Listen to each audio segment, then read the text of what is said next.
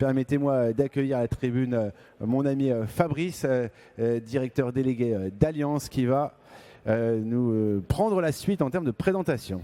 Merci à toi. Bravo. Merci Mathieu. Bon, si vous voulez adhérer à Territoire des mondes sportifs, vous pouvez passer par moi aussi, hein. C'est pas un problème. Exactement. Alors moi, j'ai décidé de vous raconter une petite histoire parce qu'il faut quand même comprendre que quand on est assureur et qu'on est dans le sport, c'est assez compliqué et touchy de faire la liaison. Parce que quand même, il y a des choses qui sont plus sexy dans la vie que de vendre des contrats d'assurance. Et l'idée est de partager avec vous le rapport entre la marque, une grande marque et le sport, et de voir comment, à travers une stratégie, à travers une vision, on va faire évoluer des sujets de marque et des sujets d'engagement sur le sport. En 2017, quand je récupère le sport, je le récupère parce que mon président me dit « j'aimerais bien que tu récupères le sport chez Allianz ». Donc là, je vais être très cash. Quand le président me demande de récupérer le sport chez Allianz, je lui demande ce que j'ai fait. Qu'est-ce que j'ai fait pour récupérer le sport chez Allianz? Parce que pour moi, le sport chez Allianz, c'était un logo sur un maillot, un logo sur un stade. Et moi, j'étais dans le business, je ne faisais que du business. Et à ce moment-là, je lui pose la question. Et quelques temps après, il ne me laisse pas le choix. Il me dit « tu récupères le sport ». Donc lorsque je récupère le sport, je récupère des équipes, des budgets, du chiffre d'affaires. Et je garde cette orientation très résultat. Et je m'aperçois que sur le sujet sport, la notion de business est une notion qui n'est pas encore très utilisée, pas encore très démocratisée, qui est même assez tabou. À l'origine, le mot business était assez tabou. Et donc, très rapidement, je commence à poser des questions aux équipes de savoir quel est le business que l'on fait avec les engagements que l'on a. Et là, il faut bien vous imaginer les pupilles que j'ai eues et le stress que j'ai pu déclencher auprès de certaines personnes qui avaient du mal à me répondre. Parce que les budgets étaient utilisés soit pour de la visibilité, soit pour inviter quelques partenaires, des agents, donc faire de la récompense, faire de l'incentive. Et ce n'était pas dans la logique que j'avais. La deuxième chose, c'est les questions que j'ai posées à ce moment-là sur quelle est notre stratégie sur le sport. Quelle est notre véritable stratégie, hormis des stratégies d'afficher le nom d'une marque avec le sport, parce que on sait que le sport, ça permet de réchauffer une marque. Il ne faut pas oublier qu'Allianz, c'est un aigle. Le logo d'Allianz, c'est un aigle, donc il fallait quand même le réchauffer, celui-là. Et donc, lorsque je pose des questions sur quelle est cette stratégie, j'ai des réponses qui sont sur le sport. Le sport nous permet de réchauffer la marque, le sport nous permet d'être présent sur certains événements, mais il fallait encore, entre guillemets, approfondir des sujets. Et de là, s'en est suivi une réflexion majeure sur est-ce qu'on appelle ça une transformation, est-ce qu'on appelle ça une évolution, est-ce qu'on appelle ça une création. Et donc l'idée a été de commencer à s'intéresser à tout ce que nous avions sur le sport et de regarder comment on pouvait coller la stratégie du groupe, la stratégie de développement du groupe, l'ADN d'un assureur avec le sport.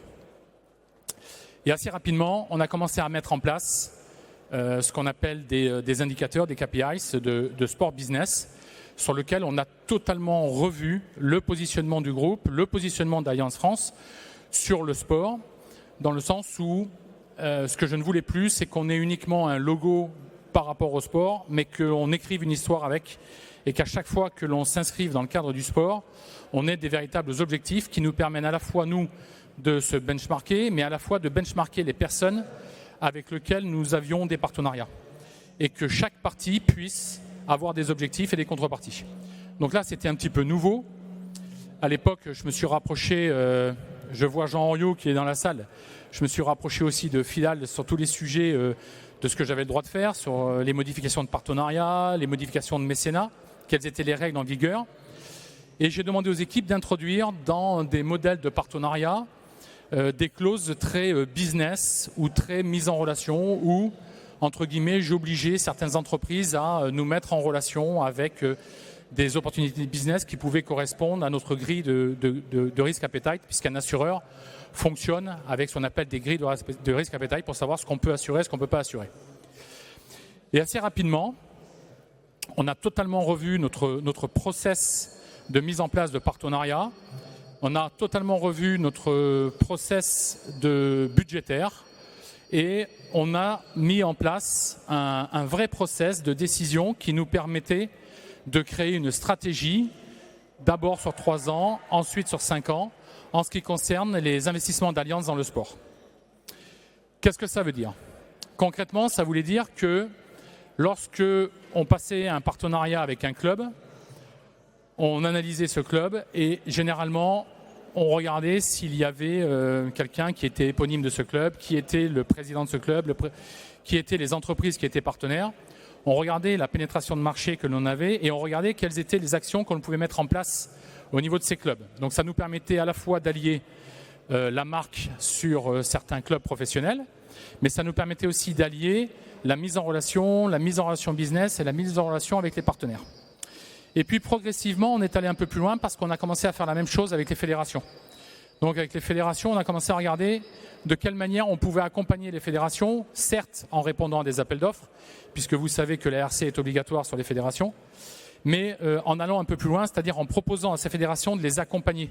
On les accompagnait sur la digitalisation des licences, on les accompagnait sur tout ce qu'on va appeler la prévention, puisqu'un assureur, il fait des primes en fonction des risques qui ont lieu, mais il faut aussi dire que si on veut baisser ces primes ou si on veut que ces primes n'augmentent pas, il faut mettre en place ce qu'on appelle un programme de prévention qui va nécessiter une action pour empêcher qu'il y ait des sinistres. Et donc là, quelques fédérations ont commencé à être très intéressées par cette approche. Et puis progressivement, on a ouvert dans cette stratégie tous les éléments qui étaient poussés par l'entreprise dans les différentes unités pour créer ce qu'on appelle aujourd'hui un écosystème, donc un écosystème du sport. Cet écosystème du sport, il va prendre en considération des sujets qui sont liés à des clubs professionnels, des sujets qui sont liés à des clubs amateurs. Il va prendre en considération des sujets qui sont liés à des collectivités. Mathieu en a parlé tout à l'heure. Il va prendre en compte des sujets qui sont liés à de la RSE, à de l'égalité homme-femme. Il va prendre en compte des sujets qui sont liés à l'éducation. Donc on est devenu membre fondateur de la nouvelle chaire sport de l'ESSEC, ce qui nous permet aussi d'intervenir sur le programme, ce qui nous permet de lancer des étudiants, d'avoir par les étudiants des case studies. Nous avons utilisé l'accélérateur Allianz pour investir dans les startups, accompagner les startups. Donc là, je pense que sur la première question, c'est est-ce que c'est une évolution, une transformation, une création ? Je pense qu'on a répondu, on a fait une évolution de ce qu'était le sport chez Allianz. On a transformé la façon dont le sport était adressé et ensuite on a créé un vrai écosystème. La deuxième question qui se posait était les Jeux Olympiques. Comme vous le savez, il y a les Jeux Olympiques et nous sommes top partenaires des Jeux Olympiques avec 12 autres entreprises dans le monde, ce qui représente des investissements qui sont assez colossaux. Le sujet des Jeux Olympiques, c'est est-ce que ça répond à nos attentes ? Je pense que je n'ai pas pour habitude d'avoir la langue de bois. Le sujet des Jeux Olympiques, c'est avant tout un investissement stratégique. C'est un investissement très stratégique. Quoi de mieux que les Jeux Olympiques, que le Comité international olympique, pour prôner les valeurs du sport et associer l'ADN d'un assureur à ces valeurs du sport. Là, je vous parle de la partie marque, la partie brand, puisque le partenariat olympique, il fait référence à 3 piliers. Le pilier marque, le pilier engagement awareness et le pilier business. Moi, j'ai en charge pour le groupe le pilier business. Donc, un partenariat avec le Comité international olympique, c'était aussi remplir ce fameux compteur, de réchauffer la marque et de faire rentrer la marque dans le classement interbrand des entreprises les plus puissantes du monde, ce qu'on appelle la valeur média. Il y avait le deuxième engagement qui était prôné par toutes les entreprises aujourd'hui et les multinationales comme la mienne, qui poussent des programmes pour les salariés, les employés. Vous avez tous entendu parler de ce qu'on appelle le bien-être au travail, l'entreprise libérée. Et ça nous permettait aussi de pousser l'engagement de nos collaborateurs parce que nos collaborateurs disaient « Nous sommes fiers de travailler chez Allianz parce que Allianz est partenaire des Jeux Olympiques ». Et puis il y avait les clients qui disaient nous sommes fiers d'être assurés chez Allianz parce que vous êtes partenaire des Jeux Olympiques. Et puis il y a ceux qui nous disaient, plutôt que de mettre de l'argent aux Jeux Olympiques, baissez-nous nos contrats d'assurance. Mais ça, c'est la vocation du deuxième pilier. Et puis la vocation du troisième pilier, c'est le pilier business. Le pilier dont j'ai la charge pour le groupe. Ce pilier business, on est vraiment dans ce qu'on appelle le sport business. Quand on devient partenaire du Comité international olympique, on ne devient pas que partenaire du Comité international olympique. On achète des droits, on achète un marché, on achète ce qu'on appelle une chasse gardée. Ça veut dire que je suis l'assureur officiel des Jeux olympiques, j'ai l'obligation d'être consulté sur tous les sujets sport pour les Jeux olympiques, mais j'ai aussi des droits. J'ai des droits qui sont liés aussi aux accords que j'ai avec les autres entreprises. C'est-à-dire que les autres entreprises du Comité international olympique travaillent avec nous sur des sujets d'assurance, comme nous, on va travailler avec eux sur des sujets de véhicules, de data avec Bridgestone, avec Coca-Cola sur d'autres sujets, avec Visa sur des sujets bancaires. Et là, vous comprenez cette fameuse stratégie qui est de créer un écosystème dont le sport n'est que le point de rencontre. Le sport n'est que le motif qui va nous permettre de rentrer en contact. Le sport n'est que l'élément qui scelle nos relations. Et ça, c'est un élément qui est extrêmement puissant. Et en modifiant le sujet sport chez Allianz et en faisant un écosystème, le sport est devenu un élément de clivage. Et tout à l'heure, je vous parlais des échanges que nous avions avec les clubs. Il y a des grands clubs, et essentiellement dans le rugby, qui ont d'énormes partenaires. À l'inverse du foot qui est un petit peu différent, on a des clubs dans le rugby qui ont d'énormes partenaires. La plupart de ces partenaires, ils ont des partenaires, des entreprises partenaires dont il y a un propriétaire. Il est président directeur général, mais il est propriétaire de son entreprise. On va prendre l'exemple de Brive, où vous avez Andros, Frédéric Gervoson qui est propriétaire, il y a l'Oxam avec Gérard Després, il y a Daniel de Richebourg. Vous avez des personnalités emblématiques. Qu'est-ce qui rassemble ces personnalités pour être partenaires de ces clubs ? C'est le sport, c'est le rugby qui fait que nous avons des relations privilégiées. Et le partenariat olympique permet à un niveau international d'avoir des contacts avec des entreprises internationales qui sont aussi sur nos marchés et qui nous intéressent pour faire du business. Lorsque le partenariat a été lancé, il a mis quelques années, rapidement, je me suis posé la question de « Ok, nous avons un partenariat international qui nous permet d'accéder à ces entreprises, mais il faut aussi avoir ce qu'on appelle le toucher de balle local. Le toucher de balle local, il est essentiel, c'est-à-dire l'international, le national et le local. Pourquoi le toucher de balle local, il est essentiel ? Parce que le toucher de balle local, c'est vous. C'est toutes les entreprises, les marques, les annonceurs que vous représentez. Le toucher de balle local, c'est le territoire d'événements sportifs, c'est l'ensemble des collectivités, c'est la culture locale. Je vais prendre un exemple, j'ai investi massivement dans la cesta punta, la pelote basque. Non seulement parce que c'était une culture très locale, mais c'était un écosystème basque qui s'est exporté aussi aux États-Unis et qui nous permet d'avoir, entre guillemets, des rapports privilégiés avec le monde économique local de la pelote basque. Mais on va un peu plus loin. On a créé nos propres compétitions de cesta punta, ce qu'on appelle les All-Stars, qui permettent d'organiser les rencontres des meilleurs joueurs mondiaux, donc de faire connaître ce sport. Donc ça, c'est aussi la vocation d'un assureur, son ADN, c'est aussi d'investir dans les endroits où il va permettre de garder la culture, de ramener la culture auprès de tout le monde. Et pourquoi je l'ai fait ? Parce que j'ai cette capacité financière que me donne un groupe comme le mien de pouvoir investir parce que j'ai mutualisé mes investissements pour avoir du business d'un côté et pour avoir des engagements culturels, de la RSE, de l'égalité de l'autre côté, ainsi que l'investissement sur l'ensemble des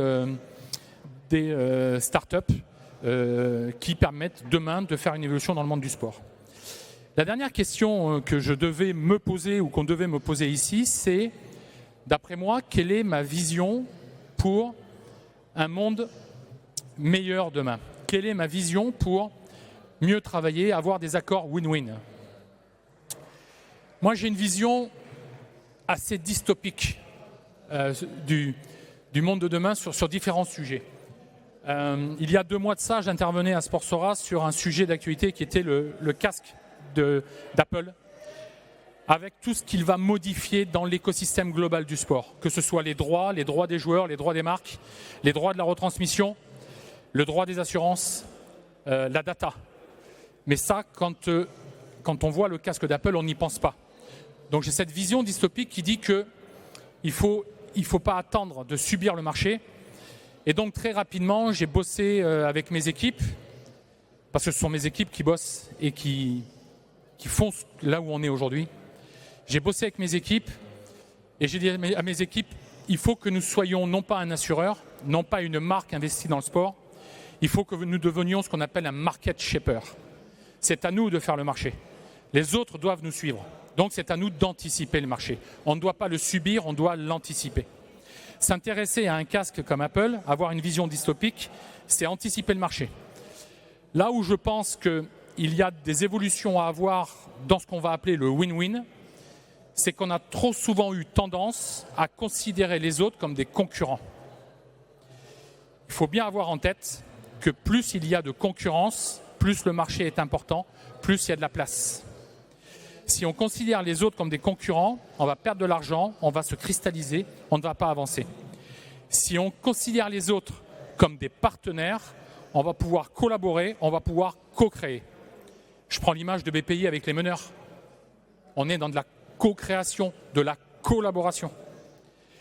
Ça, c'est ma vision. C'est la vision du win-win. La vision du win-win, c'est de ne pas essayer de contrer ce qui arrive, ce n'est pas essayer de contrer la concurrence, c'est avoir l'intelligence d'aller se pluguer sur la concurrence. C'est avoir l'intelligence d'aller se pluguer sur quelque chose qui arrive dont nous n'avons pas l'intelligence collective, les moyens, les finances de créer nous-mêmes. Et en étant market shaper, c'est aussi forcer les autres à nous suivre, à aller dans un sillon, et ça veut dire tirer tout le monde vers le haut. Et quand on tire tout le monde vers le haut, ça nous permet de mutualiser les moyens, mais ça permet aussi de segmenter le marché tel qu'il est peu segmenté aujourd'hui sur certains sujets au niveau du sport. Et ça, je trouve que c'était quelque chose d'extrêmement intéressant. Quand je suis devenu premier partenaire de la Sportec et que j'ai commencé à échanger avec Aurélie, je lui ai dit que j'avais une vision qui était assez différente du monde des startups aujourd'hui. Le monde des startups aujourd'hui, c'est on va chercher la meilleure idée et on va ensuite pitcher pour qu'il y ait des gens qui nous achètent notre meilleure idée ou qui investissent. À chaque fois que je suis intervenu comme parrain ou comme président de jury, j'ai été confronté et j'ai vu les mêmes problématiques. C'est pas l'idée est bonne. Premièrement, c'est très compliqué de la pousser, donc très peu y arrivent. Et la deuxième chose, c'est des sujets de distribution. C'est comment cette idée, on va pouvoir la distribuer. Les réseaux de distribution, ça coûte très très cher. Je vais conclure en disant que moi, ma vision de l'évolution des startups demain, c'est il y a des grandes entreprises, il y a des grands enjeux, et plus on va avancer dans le temps, plus ces grands enjeux vont générer ce que j'appelle des trous dans la raquette, des manques d'ADN. C'est-à-dire qu'il y a des entreprises qui investissent dans le sport, qui sont dans le sport, qui veulent investir dans le sport. Et ces entreprises, elles n'ont pas la capacité, ou elles n'ont pas les ressources, ou elles n'ont pas les moyens de répondre à leur politique parce qu'elles ont un chaînon manquant. Et on sait qu'un chaînon manquant, ça coûte cher. Donc elles font appel à des consultants, mais parfois, elles ne vont pas au bout de leurs idées parce qu'il manque un chaînon. Moi, je pense que si on recense l'ensemble des problématiques des assurances et des chaînons manquants, et qu'on fait des appels à candidature pour non pas que l'on ait des idées qui soient à vendre, mais qu'il y ait des startups qui répondent à ces problématiques, on est sûr et certain qu'on pourra dupliquer et qu'on pourra commercialiser leurs réponses, puisqu'elles n'ont pas proposé quelque chose qu'elles doivent nous vendre, elles ont répondu à un besoin dont tout le monde a besoin. Et ça, c'est ma conviction pour avoir dans l'économie du sport et le sport business les rapports win-win. Et c'est une vision assez dystopique que j'ai sur l'évolution du monde du sport et du monde du business dans le sport. Je vous remercie pour votre écoute.